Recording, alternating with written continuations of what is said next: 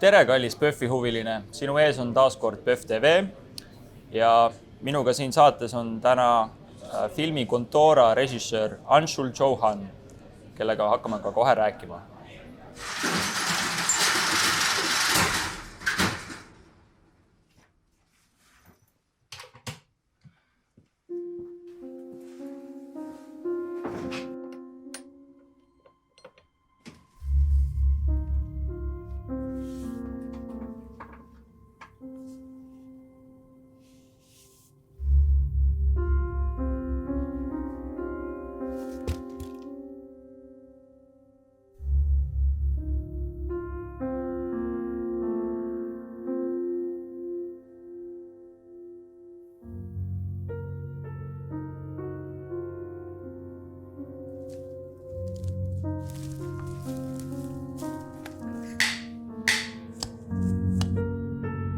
どこ行くんだよ。おい、いや、そうだ。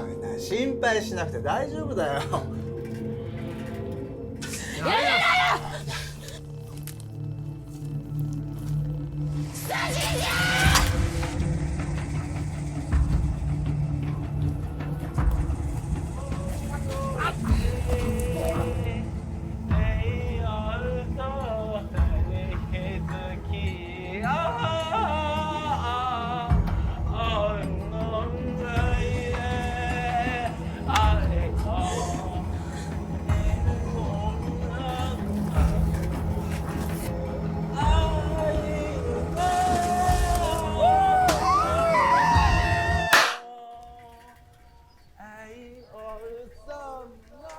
ねえ、いつまで無言突き通すの？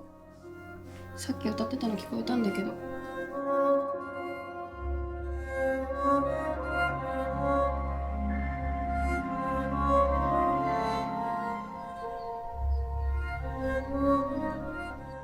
So, welcome to Tallinn, Anshul. Thank I'm you. pleased to have you here. Thank you. So, this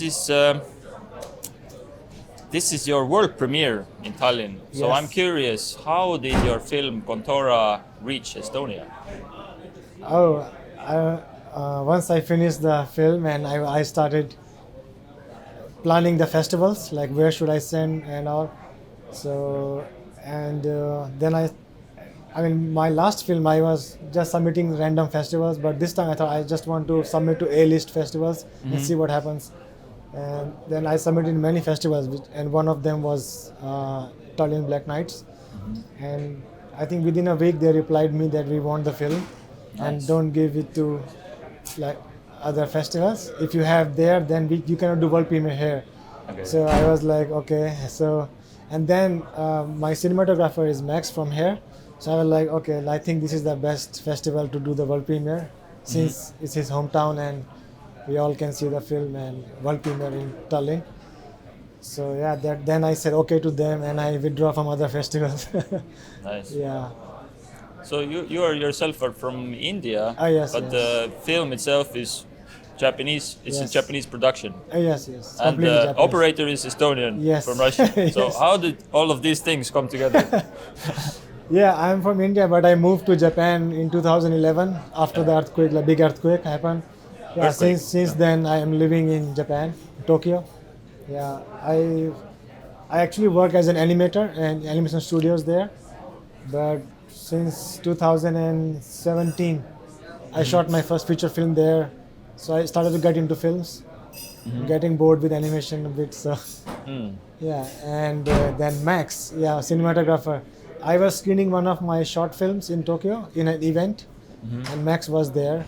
So after the event, he just talked with me and who are you, this. So he said, okay, someday let's do something. I said, yeah, okay. Then after a few months, he messaged me, oh, I bought a red camera.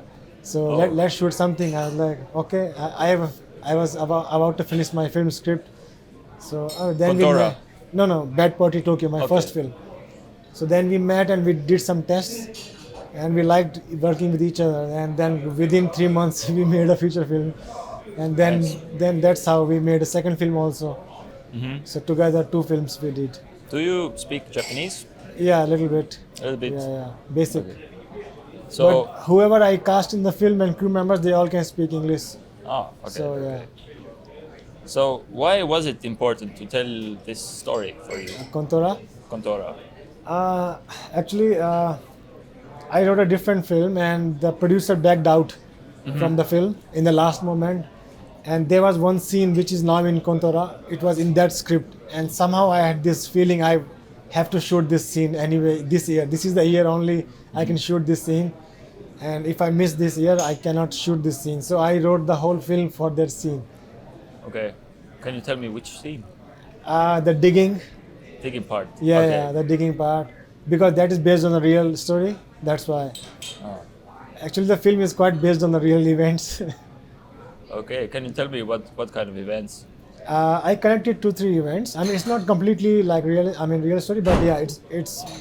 I connected many news and real story, personal story, and together. From Second World War then? Or- Yeah, Second World War time, and then I saw one video on YouTube about a guy walking backwards, and I was really surprised.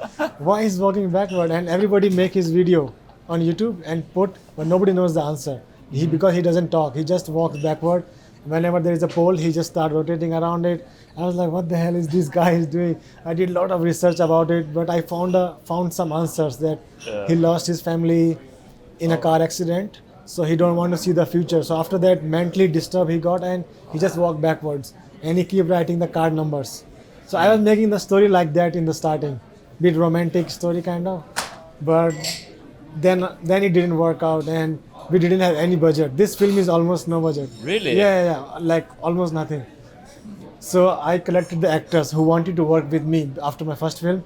I was like, you want to work with me? They were like, yeah. Okay, then bring me to your hometown. I want to shoot there. I said, yeah, why not? So we visited many countrysides. So one of the actors who played the father role, Yes. so that location we fixed. He said, okay, you guys can live at my house. We can shoot everywhere. So it's the father's real house. Yeah. Father's real house, his friend's factory, the rivers, everything we used in that village for free. Everything. We all stayed in the same house. So that's how we made this film. So this film is made around the locations and the actors we got for free. Yeah. It's like a really nice collage, basically. Oh yeah. It just came. I wrote a script in like 1 week or something. Oh, Yeah, okay. because I just wanted to shoot, and year was finishing. We shot in December.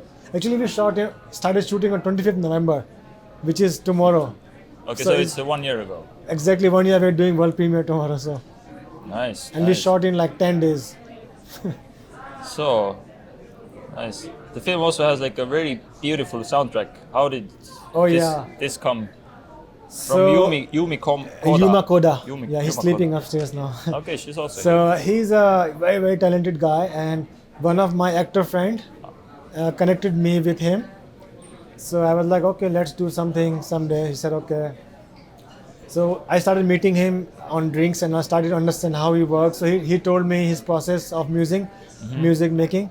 So he's mostly inspired by films, and the films I like, he also likes. So it was instant connection. And he had worked with Ryuichi Sakamoto-san, like a big music producers from Japan. So I was like, okay, this is a good time to explore this musician, because he never made music for films before. He only made for fashion brands and all the small commercials. So I took him to the location of shooting after shooting and let him explore. We stayed there 2 days. He recorded many local sounds and all. Then I left him alone. I said, okay, do whatever you do best. And then I keep sending him scenes. Whatever I edit, one sequence I send him, 2 sequences, and he keep making rough tracks. And he keeps sending me, and we start talking. So it took him like 2 to 3 months to finish the music. Yeah. So we edited the film I edited my film in my bedroom. He made music in his bedroom. So it's just like, it's a very, very, very small production. And in the end, we all made like something which doesn't maybe look like, I don't know. Yeah, but it is like. I think it came together very well. Yeah. Because everybody like really gave 100% in the film. Yeah. But the post-production was really hard actually, because there was no budget in it. Yeah. So the film is black and white. Why did you choose black and white? Yeah, one of the idea from Max. I mean, he's very artistically inclined, and he always keep like fingering me like, Anshul, like first film also, Anshul, it has to be 4:3. It has to be. I was like, okay, all right. So we did some tests, and he's from documentary filmmaking, and he like art cinema and all. So first film was 4:3, like almost everybody was like, "Why you made 4:3?" Why am I like, "It's all right." So but it worked out very well. And the second film, he's like, it has to be black and white because the story also was from like Second World War inspired this grandfather character. So we thought, okay, black and white is the best way to tell the story because we wanted some instant nostalgia feeling in the film. Like it's kind of dedication to the young student soldiers. This film is I dedicated to them. So I thought like black and white is a right way. And I've been researching photographs and art made by students. It was all black and white. So all the scenes and ideas came in my mind. It was in a form of black and white imagery only. So yeah, we decided to go with black and white only. Nice. Yeah. But we did test in both black and white and color. In the location scouting, we did test, but we So you already had decided that it's gonna be black and white. Oh yeah, before the shooting, yes. Even while shooting, like the output monitor, I told him I don't want to see color. Okay. Because once you see, you get confused. Oh shit, color is looking good. Maybe we should do colors, which happened last film. So everybody should only watch black and white output. Everything should be black and white. Yeah. So how was it working with the cast? Did you have any like? It was intense. It was intense. Really intense. Yeah, they all hated me. I think by the end of the shoot. Yeah, first of all, we all were staying in the same house. All like 4 or 5 cast member, four crew member, almost 10, 12 people. You know, when you stay together for 10 days and shoot, and actors are in their character all the time, and I go in my character, everybody's there, and it gets really very intense. And the actress, it's her first feature film. She only did like small extra roles or commercials. So for her, it was like a very big thing to, you know. Sora character. Yeah, Sora, One Maru. So to push her to her limits was hardest for me. So for starting 1 and 2 scenes, she was not kind of performing the way we wanted. But I think after 1 or 2 days, the scene when she's digging the ground in the jungle, that day I just broke her down like completely. It was inside the mountain, there was like a hole. I brought her, the camera was on the top of the hill. I just keep pushing her, and she just lost it completely. She started crying and trembling on the ground. She fell down. After that, she was like, "Fuck it, I will do it. Like, just bring it on, anything." I was like, "Yes, let's do it." Okay. So she got very serious after 2 days of shooting, and it was very good experience for her. And for the actor who's walking backwards, he's crazy guy. So he started walking backwards in Tokyo.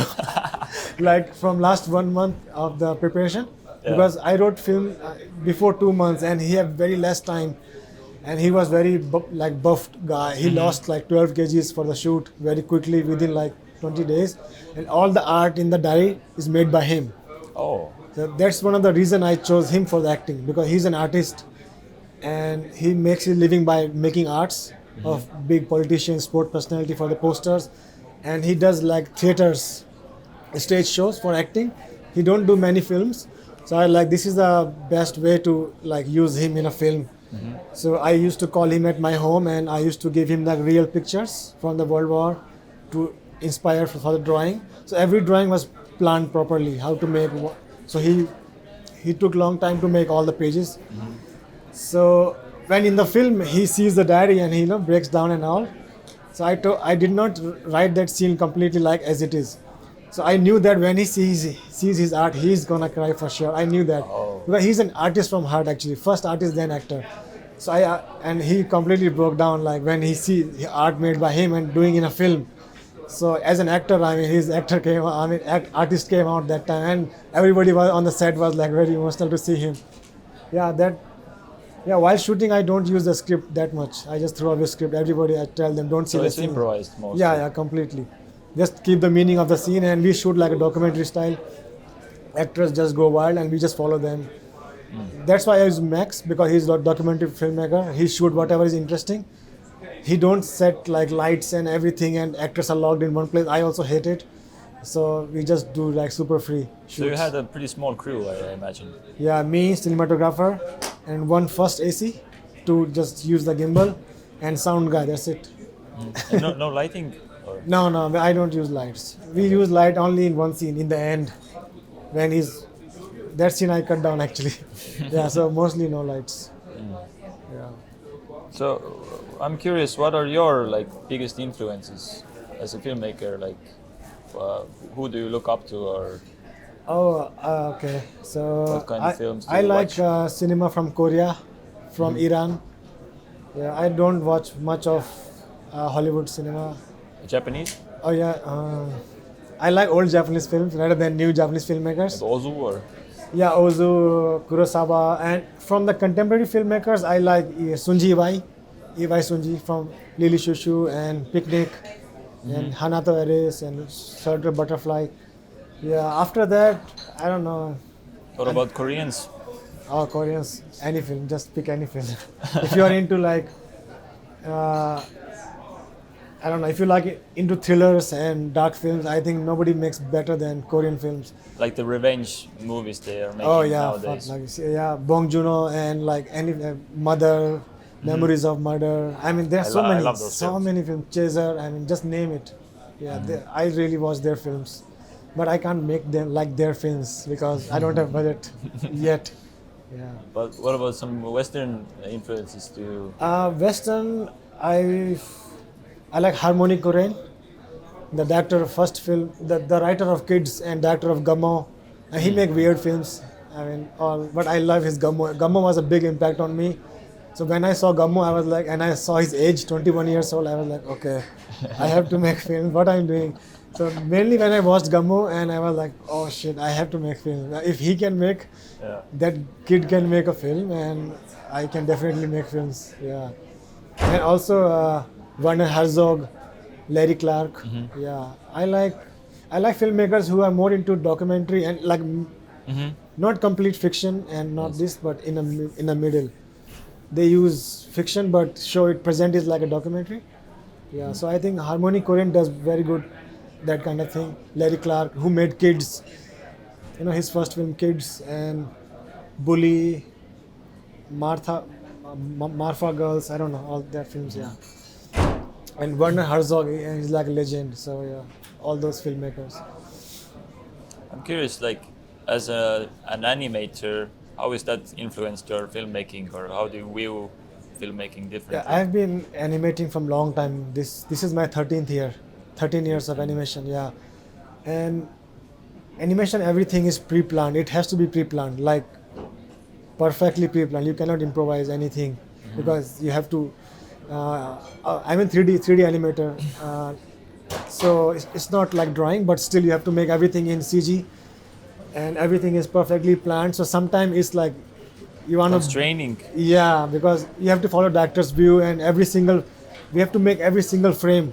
So I'm a character animator, so my job is to make dead characters move, animate, like act, action, laugh, cry, too much into body language. We study a lot of body language and stuff. Sometimes it's restricting, like as an artist. And also I don't want to say the names, but I work with some studios and we did really big projects, and like we awarded, we got like Emmy awards and all. But then the CEO went out and received the award, and who don't even know anything about. He's a businessman. They didn't invite any artists, and I was super pissed. At least they should invite the director of animation. So I was like, I want to make something where I can put my own name, and I can be satisfied.